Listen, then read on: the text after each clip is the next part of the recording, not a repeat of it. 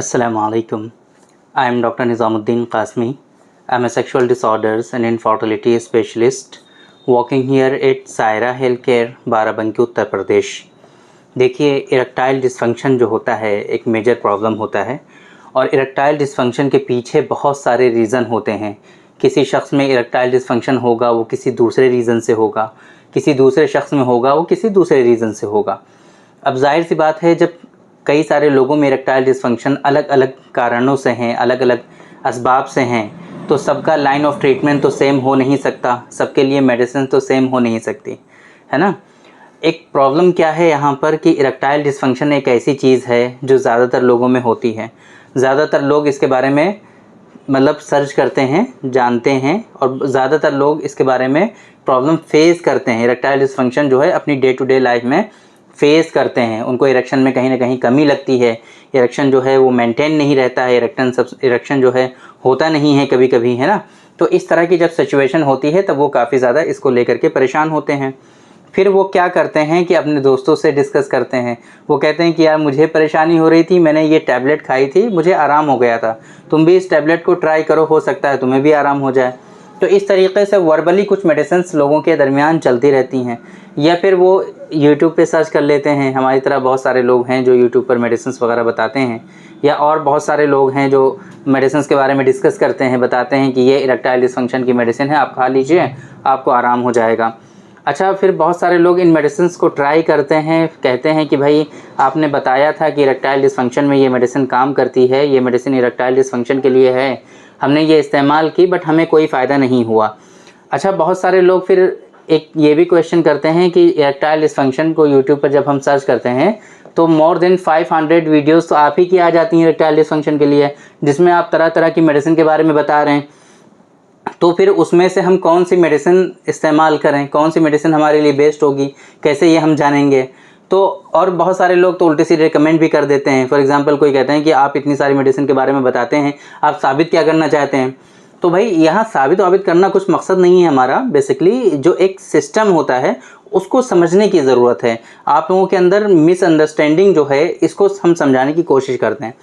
देखिए, erectile dysfunction एक बहुत मेजर प्रॉब्लम है और उसके पीछे के बहुत सारे रीज़न हैं, बहुत सारे कॉजेज़ होते हैं।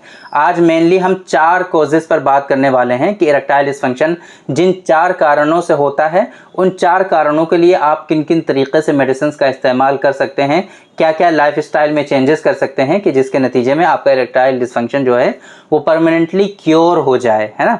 इसके लिए हम कोशिश करते हैं। बेसिकली टेम्परेरी बेसिस के लिए इरेक्टाइल डिसफंक्शन के लिए मेडिसिन का इस्तेमाल कर लेना और उससे इरेक्शन को अचीव कर लेना और टेम्परेरी बेसिस पर आपको फ़ायदा को पहुंचा देना, ये कोई हमारा मकसद कभी रहा ही नहीं है।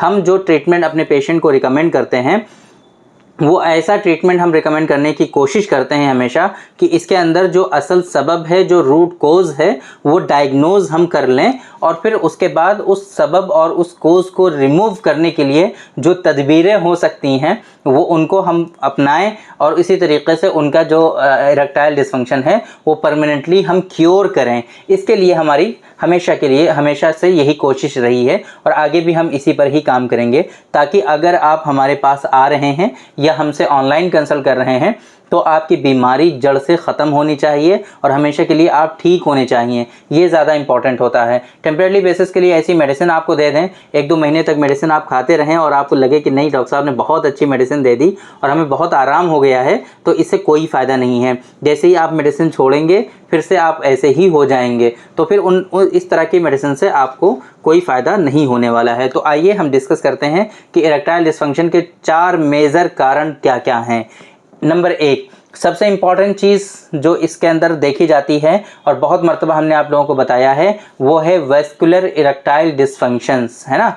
वेस्कुलर इरेक्टाइल डिसफंक्शन बहुत तरह के होते हैं, बहुत तरह से हो सकते हैं और वेस्कुलर इरेक्टाइल डिसफंक्शन के भी बहुत सारे कॉजेज़ हो सकते हैं। तो एक हम वास्ट टर्म है, हम इसी के बारे में आप लोगों को बताने की कोशिश करेंगे। आप ये समझ लीजिए कि वेस्कुलर इरेक्टाइल डिसफंक्शन का मतलब क्या है कि अगर आपके बॉडी में जिस तरीके से ब्लड सर्कुलेशन होना चाहिए और स्पेशली जिस तरीके से पेनाइल मसल्स की तरफ, है ना, पेनाइल चैम्बर्स की तरफ ब्लड का सर्कुलेशन जिस तरीके से होना चाहिए, अगर उसमें डिस्टर्बेंस होगी और सही से ब्लड का सर्कुलेशन नहीं होगा तो फिर ऐसी सिचुएशन में आपको हार्ट इरेक्शन अचीव नहीं होगा, हार्ट इरेक्शन आपको नहीं आएगा, या इरेक्शन आ जाएगा तो वो सस्टेन नहीं रहेगा, वो मेंटेन नहीं रहेगा। ऐसी सिचुएशन आपको फेस करनी पड़ेंगी। तो अब ऐसी मेडिसिन, ऐसी तरीके में मतलब ऐसी सिचुएशन है और आप ट्रीटमेंट ले रहे हैं, मेडिसिन ऐसी ले रहे हैं कि खूब इरेक्शन आ जाए, तो इरेक्शन ऐसे नहीं आता है। टेम्परेरी बेसिस के लिए तो आ सकता है, बट जब तक कि हम ऐसी सिचुएशन नहीं इसमें क्रिएट करेंगे कि सर्कुलेशन प्रॉपरली होने लगे, इरेक्टाइल चैम्बर्स में ब्लड आपका जो है फिल होने लगे, ऐसी सिचुएशन जब तक हम फॉलो नहीं क्रिएट करेंगे तब तक ये आपका इरेक्टाइल डिसफंक्शन क्योर नहीं होगा।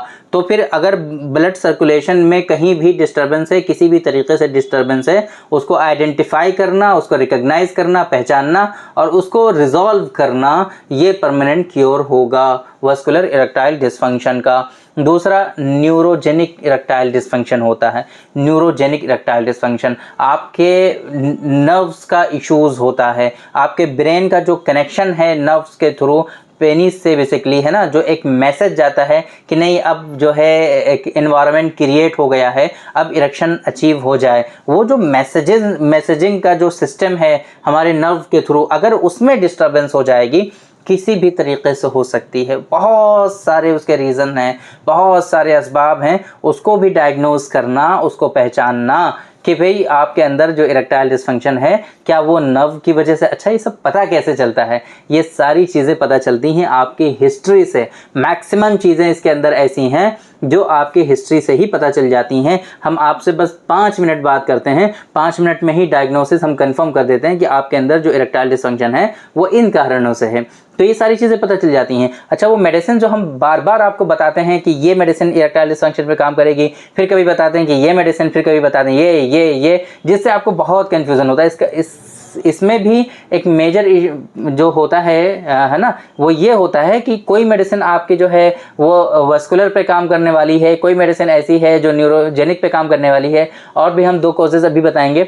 यही सिर्फ नहीं है, इसके अलावा बहुत सारे कॉजेज़ हैं इरेक्टाइल डिसफंक्शन के। हम पिछले मतलब आगे आने वाले 1-2 वीडियोज़ में हम इंशाल्लाह आप लोगों को इरेक्टाइल डिसफंक्शन के प्रॉपर कॉजेज़ के बारे में बताने की कोशिश करेंगे। तीसरा जो कॉज होता है वो है हार्मोनल इरेक्टाइल डिसफंक्शन, है ना। मतलब कि इरेक्टाइल डिसफंक्शन जो आपको हो रहा है वो हार्मोन्स की वजह से हो रहा है, और आजकल हार्मोनल इरेक्टाइल डिसफंक्शन जो है बहुत कॉमन है। हमारे पास पेशेंट जो आजकल आते हैं 2 तरह के इरेक्टाइल डिसफंक्शन को लेकर के आते हैं, एक तो वास्कुलर इरेक्टाइल डिसफंक्शन, दूसरा हार्मोनल इरेक्टाइल डिसफंक्शन। ये 2 रीज़न बहुत ज़्यादा कॉमन हैं क्योंकि ये चीज़ें लाइफस्टाइल से जुड़ी हुई हैं, आपके रहने सहने, खाने पीने, जगने सोने से रिलेटेड हैं। इस वजह से आपके अंदर अगर ये चीज़ें ख़राब हो जाती हैं, आपका लाइफस्टाइल अच्छा नहीं होता है, टाइमली सोते नहीं है, टाइमली जगते नहीं है, कुछ एक्सरसाइजेस करते नहीं हैं, वॉकिंग वगैरह है नहीं, लेजीनेस वाला आपका लाइफस्टाइल है, बस ऐसे ही ज़िंदगी गुजर रही है, तो ऐसे लोगों में ये इरेक्टाइल डिसफंक्शन जो हार्मोनल है ये होता ही होता है। चौथे नंबर पे जो इरेक्टाइल डिसफंक्शन है वो है psychogenic erectile dysfunction. Psychogenic erectile dysfunction, बहुत सारे कुछ ऐसे बॉडी मतलब ज़िंदगी में कुछ ऐसी चीज़ें हो गई हैं कि अब डर लगता है आदमी को सेक्सुअल इंटरकोर्स से, है ना, कुछ उसके साथ बुरे हालात आ गए, या फिर जो है कभी कोई ट्रामा ऐसा हुआ कि उसके माइंड में ये चीज़ जो है बस गई है कि नहीं ये तो बहुत ख़तरनाक चीज़ है। तो अब ऐसी सिचुएशन में क्या होता है, डर और खौफ का माहौल उसके अंदर डेवलप हो जाता है, और ये जो मज़े लेने वाली चीज़ है बेसिकली सेक्सुअल इंटरकोर्स जो है लज्जत वाली चीज़ है। आपके अंदर जो इतने सारे इश्यूज़ होते हैं, मतलब थकन होती है, सुस्ती होती है, बहुत सारी टेंशन होती हैं, वो सारी की सारी इससे रिज़ॉल्व होती हैं बेसिकली। लेकिन यही एक टेंशन वाली चीज़ बन जाती है। जिस चीज़ से आपकी टेंशन जो है, स्ट्रेस आपके रिलैक्स होता है, स्ट्रेस आपका रिलीज़ होता है, उसी चीज़ से ही आपको टेंशन होने लगती है, उसी चीज़ से ही आपको घबराहट होने लगती है ना। ऐसी चीज़ें जब आपके माइंड में सेट हो जाती हैं तो इसकी वजह से भी इरेक्टाइल डिसफंक्शन होता है। ऐसे पेशेंट जनरली जो कंप्लेन करते हैं, हम आपको एक डायग्नोसिस पॉइंट बताते हैं इसके लिए। ऐसे पेशेंट कंप्लेन करते हैं कि यार हम कभी बाहर होते हैं तब इरेक्शन आ जाता है, सुबह सो करके उठते हैं तब इरेक्शन आ जाता है, लेकिन जब हम वाइफ के साथ सेक्सुअल इंटरकोर्स करने जाते हैं तो उस टाइम पे इरेक्शन हमें नहीं आता है। तो ये सबसे बड़ी अलामत होती है साइकोजेनिक इरेक्टाइल डिसफंक्शन की। ऐसे पेशेंट में at the time of intercourse, जब सेक्सुअल इंटरकोर्स करना चाहेंगे तो उस टाइम पे उनको इरेक्शन अचीव नहीं होता है। ये परेशानी होती है साइकोजेनिक इरेक्टाइल डिसफंक्शन में। अब जाहिर सी बात है ऐसी सिचुएशन में काउंसलिंग बहुत इंपॉर्टेंट है मेडिसिन के साथ साथ में।